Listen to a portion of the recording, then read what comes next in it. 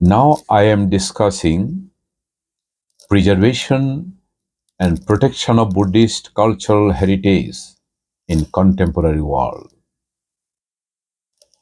This research article published at ResearchGate Germany, Berlin, and this article composed and sent for World Buddhist Conference Kuala Lumpur. I am enumerating abstract about the preservation of Buddhist heritage. This article depicts the significance of Buddhism in current heritage preservation, discussion, and practice. Lord Buddha blossomed the fragrance of beauty of his dictum. It is universally acknowledged that his life and works added to the treasures accumulated by the human spirit through the ages with the impulse of great teachings of magnificence, compassion, and insight. His noble personality towards over the passion, hatred, and strife which disfigured civilization in the world and have continued from generation to generation. This context also focused on rich civilization of Buddhist heritage and tradition for conservation strategies that privilege originally an idea that our common archaeological heritage resources should be preserved for the future posterity and thereby honor the proud culture of our ancestors.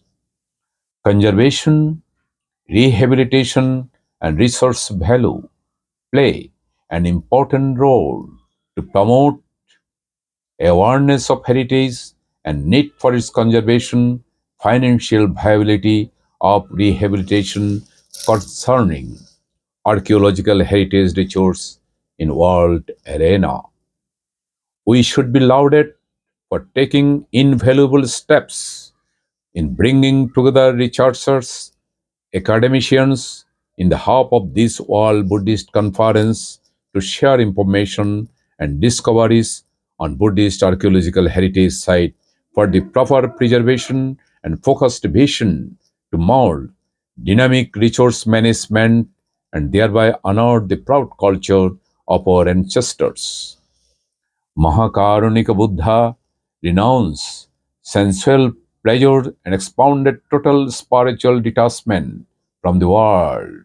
He promoted non attachment to the self and cultivation of wisdom, generosity, middle path are directed toward individual liberation.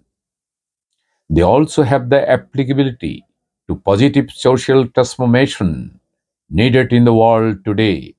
Buddha's teaching, known as the Dhamma, are the current all the time, and his order of Sangha, monks in the living legacy of the Sangha of the past.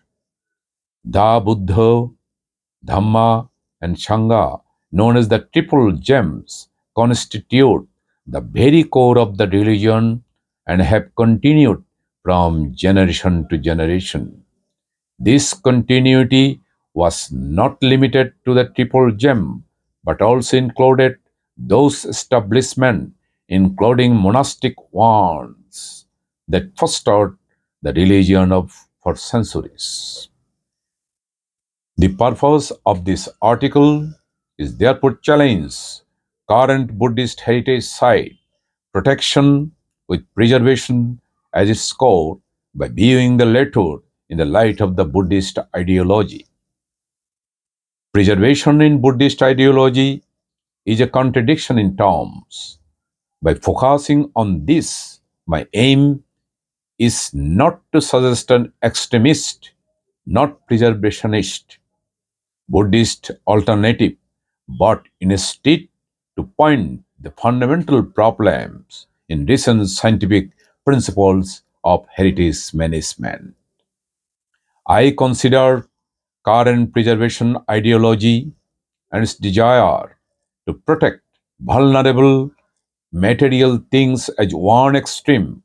Buddhist ideology and inherent notion of all material as impermanent is another extreme. Consequently, thou art two opposing utopias dealing with the same material things.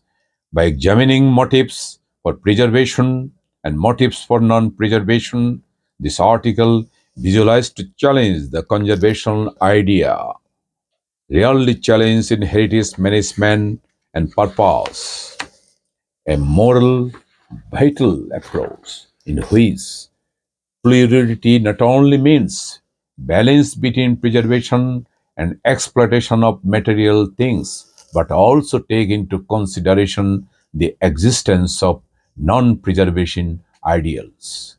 However, Dennis Beam claims in his paper in a World Archaeology issue on Buddhist archaeology that current preservation practices prioritize original physical structure and fabric over local religious practice.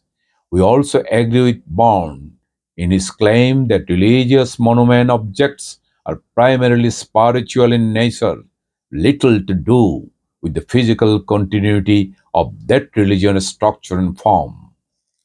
In just a discourse, spirituality must be considered and focused upon when developing conservation ethics or heritage management program.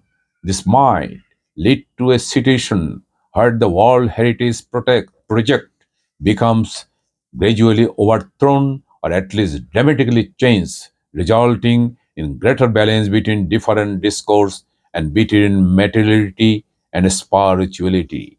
We consider three different kinds of preservation motives to be relevant to the objective of this article: political, academic, social.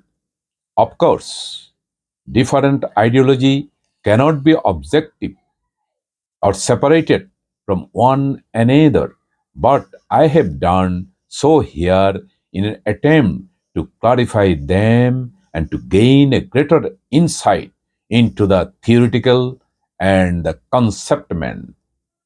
Heritage has become a significant place in the globalization game, dependent on economic power. It has become commodity to exploit.